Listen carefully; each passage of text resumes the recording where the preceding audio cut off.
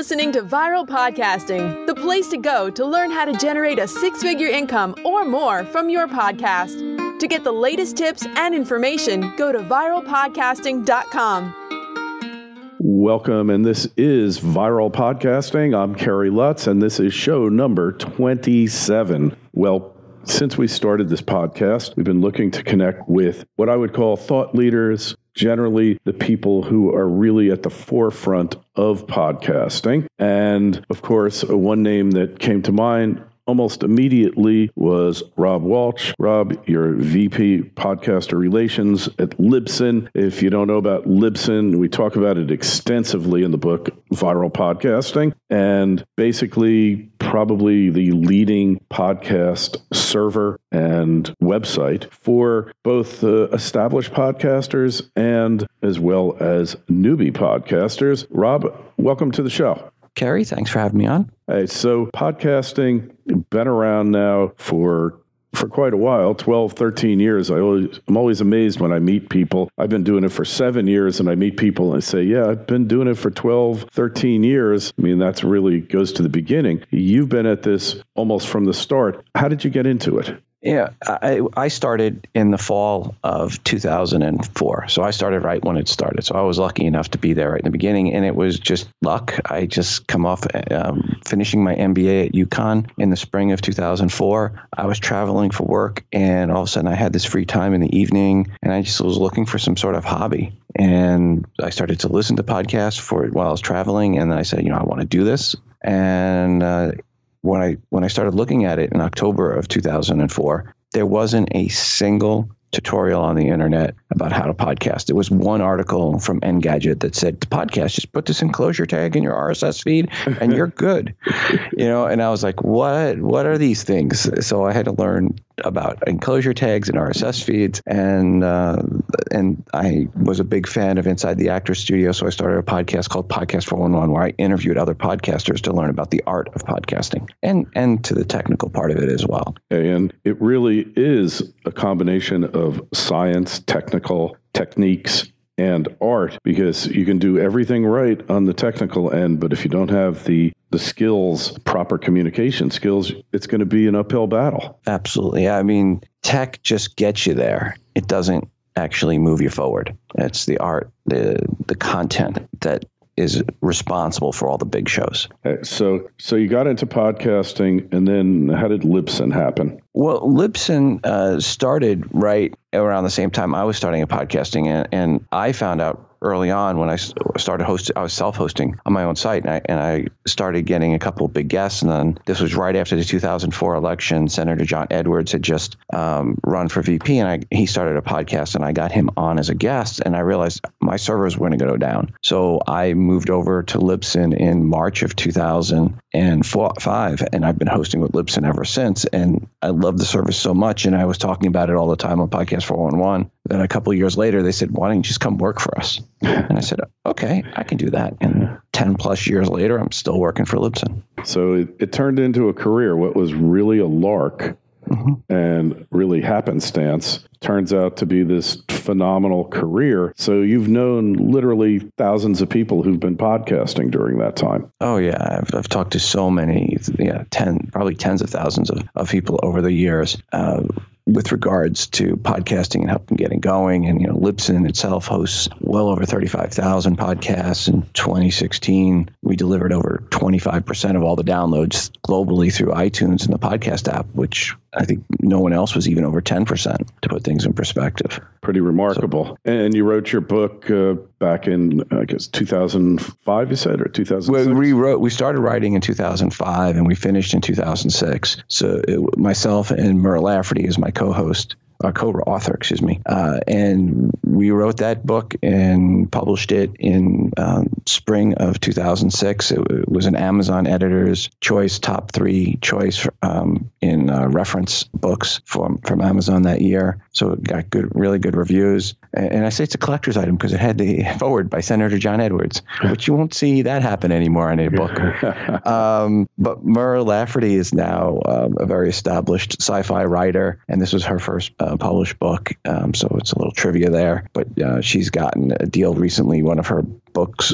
got optioned to a movie for Netflix. And it's well written. At least every other chapter is well written, the ones that she's responsible for. Yeah. Well, so the book is really the first of its kind out there. And one of the things I've heard you say a number of times is you get into podcasting, you need to treat it like a business. Oh, yeah. I mean, you have to be serious about it. If you want it to be a business, you have to treat it like a business. And that includes doing the extra work. Too many people just want to show up, hit record, hit stop, post, and be done. They want, they want to spend an hour and 5 minutes on an hour's long episode each week, and that's it, no more. Well, that's fine. You can do that, but you're not going to have an audience. You can take the time to really create great content, research, and offer value to your listeners. I mean, that's a big thing I think people forget is if the content doesn't have value to the listeners, you will not have listeners. Yeah, well, you'll always pick up a few. I remember when I started mine, and I really didn't know what I was doing, and I was doing a radio show, so I was simply reposting the show onto iTunes, onto Libsyn, onto iTunes, and I got like 20, 30 downloads, and I'm like, wow, I wonder who these people are. Well, probably they were mostly people who knew me, and until I started getting into what those people out there wanted to hear, thinking about what they were looking for, it really didn't go very far. No, and there are some shows that I listen to that I know the person just phoning it in. Literally, they're not trying, they're not caring, and their numbers reflect it. Sometimes it's just people just trying to learn how to podcast, and their first show isn't very good, but their second show, and they get the brilliant aha moment of this is what I should be doing a show about. The second show oftentimes is much more successful than the first because people get so hung up on the tech and just getting a show out there. And you see that. You have to develop a certain comfort level with the technology, regardless what level you use. I mean, in your book, Tricks of the Podcasting Masters, you talk about very kind of basic hardware setups. But now, we're talking 12 years later, the sophistication of the technology and techniques and such has really, really escalated, really gone way higher, hasn't it? In some ways, yes. In some ways, no. I actually still use the same basic setup for recording Skype that I have in the book from 12 years ago because it's bulletproof. I take it out into a mixer and I record on a digital recorder. So this way, what I hear when I'm talking to someone on Skype, exactly how they sound is exactly how it sounds on the recording. There's no degradation in the sound. Now there's easier ways to do it. You can use Call Recorder or Pamela or other programs that are out there for recording right on the computer. But at the end of the day, they're not as good a quality as recording offline on a digital recorder. So some of the things haven't changed. Some absolutely have. I mean, we didn't talk about smartphones in there because the book was written before smartphones came out, right? So there's nothing in there about smartphones. We didn't talk at all about Facebook because Facebook had just launched. So there's some things that, aren't in the book. The book deals more with the art of it, how to do an interview and how to create content for different types of formats of shows. But the technical part of it, most of that is a little behind, although we recommend using Libsyn in there, and I'd still recommend using Libsyn. So, that hasn't changed. And again, how I do my recording for Skypes hasn't changed over all those years because I really haven't found anything more bulletproof that is better sounding than what we've done, what we did way back when. It took me a while to get to that recording setup. It took me 6 months to figure it all out. But once I figured it out, it's worked well for me. Hey, so we talk about Skype.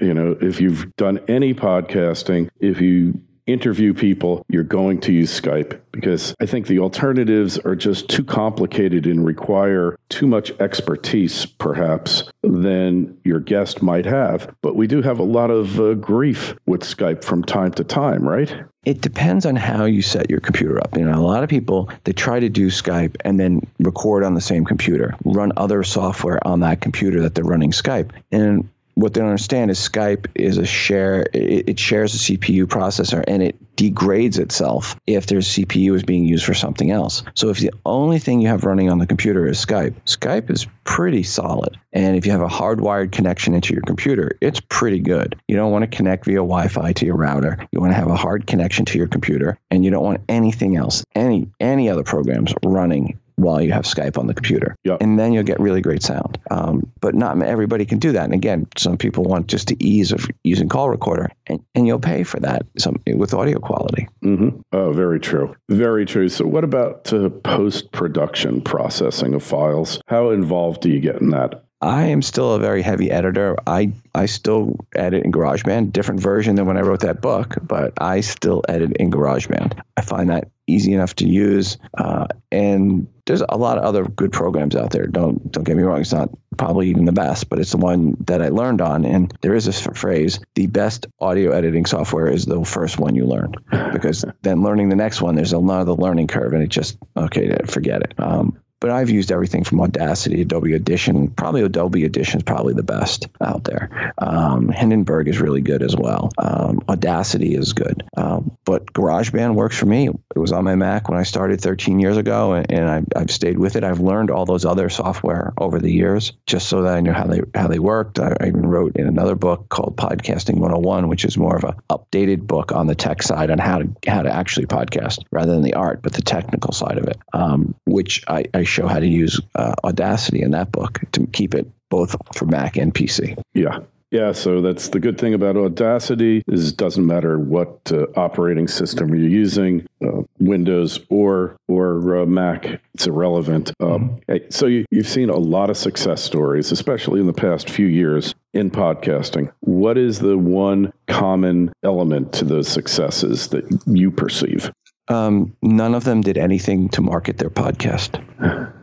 When I asked them, what did you guys do to market your podcast? Aaron Mahnke at Lore, any of the ones that have been successful that came out of nowhere, they all said the same thing. I just created good content, and the audience took care of promoting it for me. They put their show out there. They made sure it was on a host that could handle the bandwidth. But when you actually talk to the shows that are the big ones now that came out of nowhere to become big, most of them tell you that they spent all their time working on good content. Aaron Mahnke would spend 30 hours every other week, in a 2-week period to push out an episode every 2 weeks. And that was a 25-minute episode he spent 30 hours working on, doing research and content and recording and editing, but mostly research. So, what I've seen talking to the biggest shows, because we do host them, great content. And you can't underestimate the value of that. Yeah. Well, it's I have a chapter. It's the content, stupid, right? Because people aren't going to listen to you because you have a nice intro or outro or nice music, trailer. They're just not going to be into that. It's really connecting with them. So what do you think is the best way to connect with the person who is going to listen to your show? How do you make an impression and build a relationship? Because Cliff Ravenscraft always says you build your audience one person at a time in the most abstract sense. In reality, you're building hundreds of relationships every time you put one up there that connects. But connection is the key. So how do you best do it? First, it's pretty simple things. One, have an email address that you promote that people can send you feedback. Have a call-in number that you can promote that people can send you feedback. So that makes it easy for you to play their feedback on the show. If you have a show that will allow that. But even if you have a show that's not going to allow that, having an email address where they can send you feedback and then answering those emails either on the show or replying to them is that building that relationship. It takes work. Have a forum group, whether it be on Google Plus or Facebook. Have this community around your show where not just you go, but where you also have the listeners go and interact with each other, and they build a community around your show for you. So community building to me is key because those folks, once they become invested in your show, they're going to start telling their friends over and over, you got to listen to the show, got to listen to the show, got to listen to the show. And making them feel like they're part of your community, part of your show really does go a long way in word of mouth marketing. Hey, and one of the things that I love is that people, you don't think you're a celebrity, you're just an ordinary guy doing a podcast, and yet people build this connection with you. They feel like they know you. And they feel like they really are part of the show. And that to me is one of the most gratifying aspects of podcasting. Yeah, and, let a little bit out about who you are and what you do. It doesn't have to be in the beginning, shouldn't be at the beginning. But near the end of the show, people that have stuck around, give them a little bit of taste of who you are outside of what you're talking about. That was one of the things early on when I started Podcast 411. I remember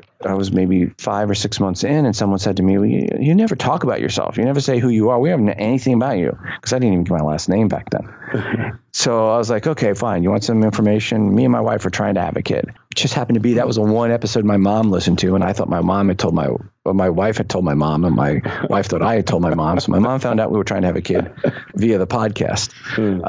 But just letting little pieces of, you don't have to get that personal, but some stuff about, hey, yeah, your kid's doing good in basketball, or maybe you're a fan of a basketball team. Just little pieces so they get to know you a little bit better. Yeah, really helps. So the personalization that you get with this, it's a lot different than radio too. Mm-hmm. Radio, most people are listening to it in their car, going to and from work. And I think podcasting to some extent has become that way as well. But radio really is kind of the captive audience. You're listening to it for your traffic, for your weather, for the financial news, etc. With podcast, people are listening because they really want to hear you. Right. And there's a big difference, too, in the intimacy between radio and podcasting. In podcasting, you can control what you hear. So when you get to work, if you hit stop and you get out of work and you listen on the way home, it picks right up where you left off. When you get to work and you stop and you turn off the radio, the guys at the radio station don't shut down and wait for you to get back in your car.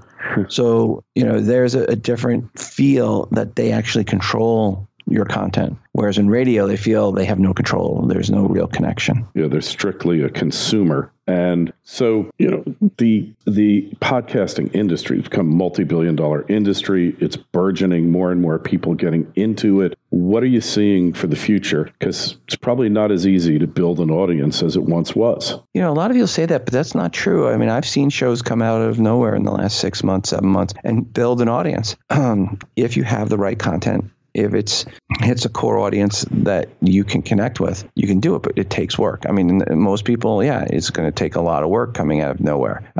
If you don't have a blog or a social media background where you've got these followers, it's a lot tougher. And it's going to take a little bit of extra work and luck, sometimes getting featured. In those situations where you're coming out of nowhere and you've got no background today, you're going to have to network with other podcasters. You're going to have to go on their show or have them come on your show. You're going to have to go and interview bloggers. The interview is a great promotional vehicle by getting out in your niche, finding those people that are really influential, especially on the blog side of things, because there's still about a 2,000 to 1 ratio, bloggers to podcasters. So most bloggers aren't podcasting, so they don't look at you as competition. So if you come in, you're doing a show, it's on a niche, you're covering chameleon breeding, go out and find every chameleon breeder podcast and interview the guy that runs those blogs and have them on your show, and then send them links to your interview and make sure you edit and make sure they sound good. I think one of the biggest mistakes people make when they do interviews is they don't edit. So they leave all the gaffes in there and all the mistakes the person said and the ums and the you-knows.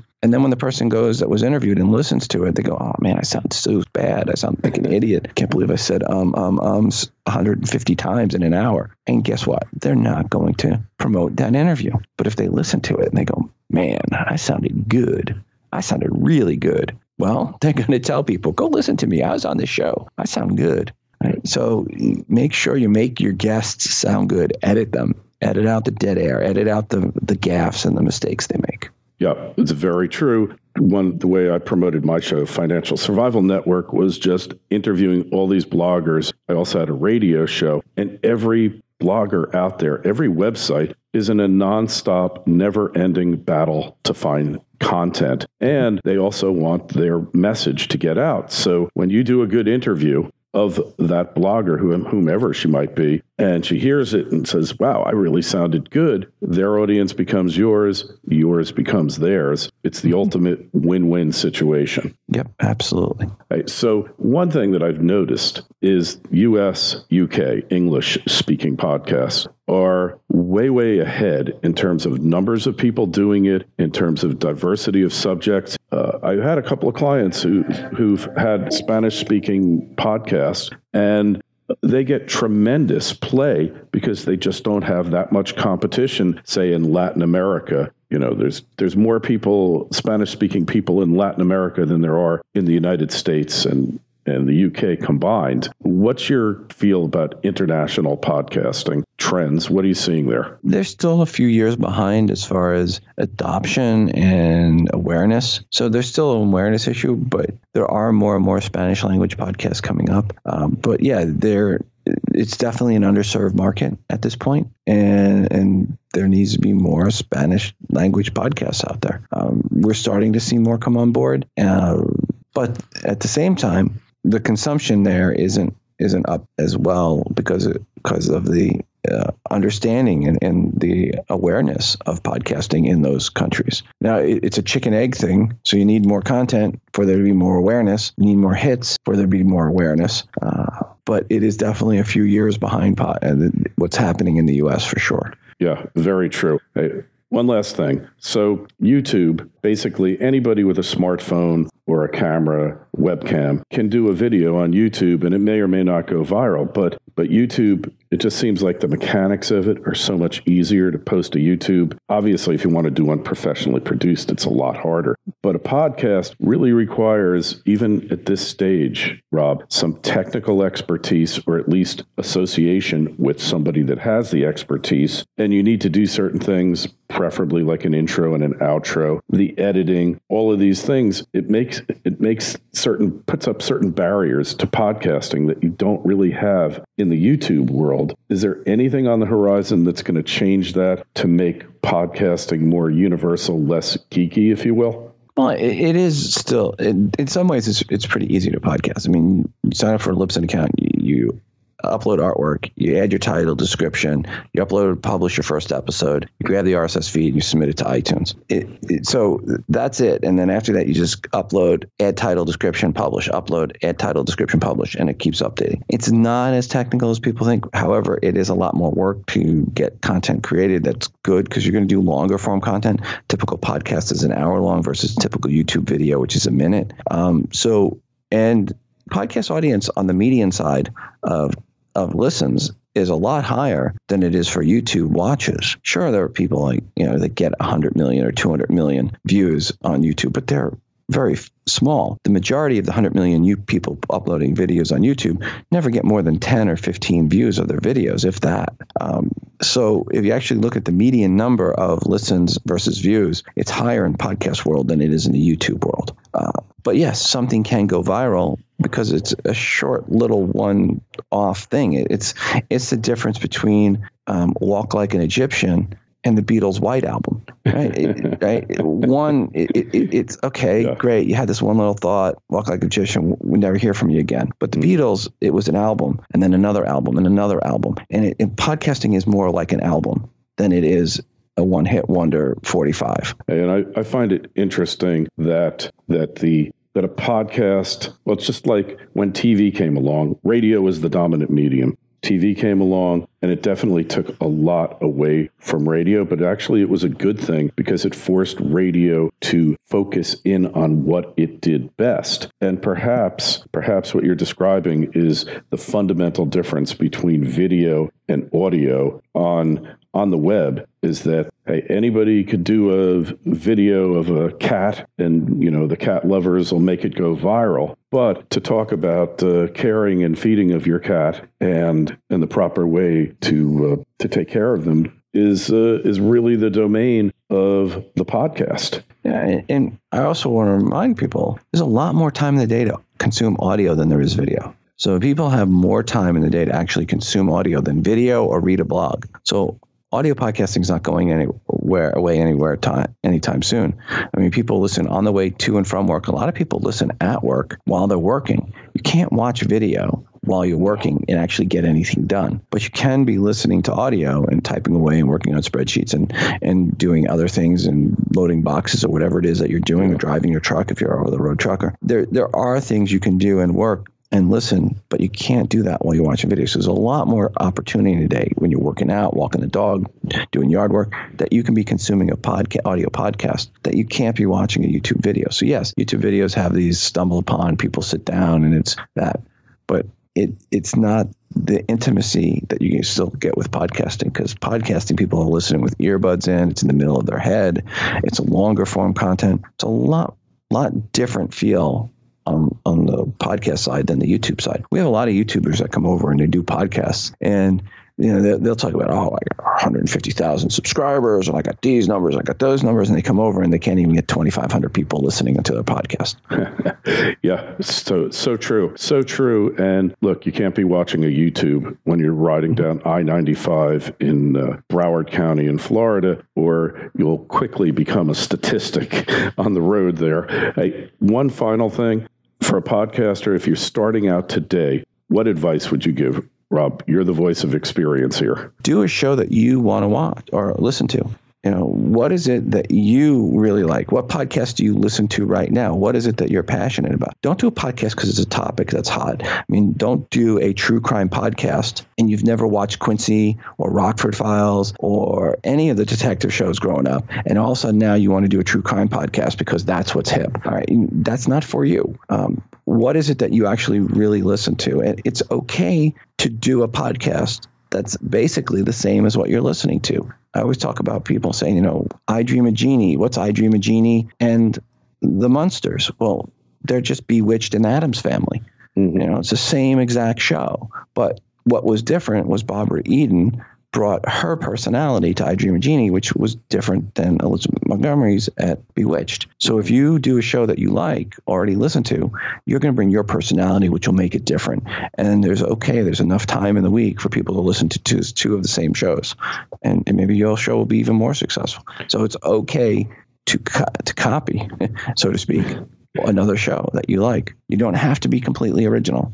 Matter of fact, it's probably impossible to be completely original. Yeah. And you definitely don't want to jump on a trend that is the hot thing. So do what you like, not what's hot. And I think that will last, because it's a lot. It is work. It is work to do a podcast. Don't mistake that one bit. If you've done some viral videos where you've shot and think, okay, now I'm going to go do a podcast, it's more work than just quickly doing a quick little video. That is a great point. And you raise another point kind of indirectly, but we'll kind of leave it at that. But when people listen to you, sure, they're listening for the content, but they're listening to your show. All right. There's something about the way you do it that has gotten you, your listener, to actually become part of your community. And there might be 50 other shows on wines, but you just do it a little bit differently, and you do it funny, or you just are irreverent or something else like that, and it just clicks. And first and foremost, they're listening to you. Hey, Rob,